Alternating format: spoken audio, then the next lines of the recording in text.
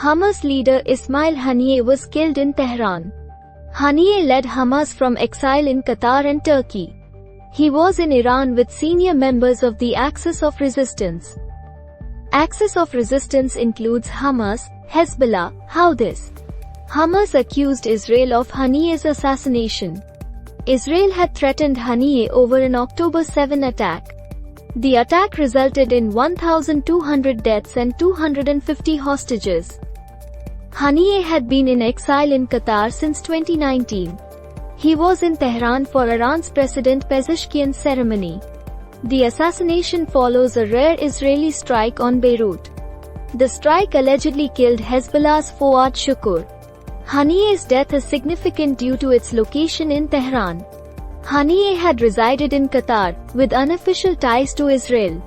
Israel avoided targeting Hamas leaders in Qatar.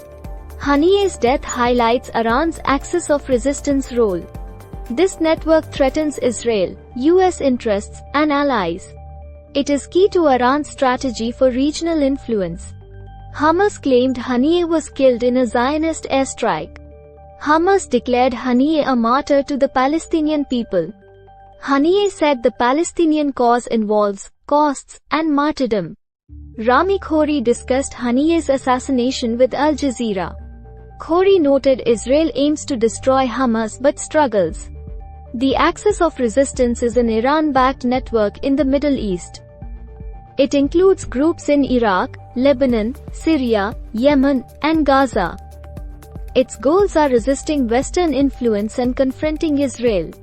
Main members: Hamas, Hezbollah, Houthis, and Shia militias. Hezbollah has up to 150,000 rockets. The Axis has shown capability for coordinated attacks. Iran supports these groups with funding, training, and weapons. US estimates Iran spent $700 million annually on militias before 2019.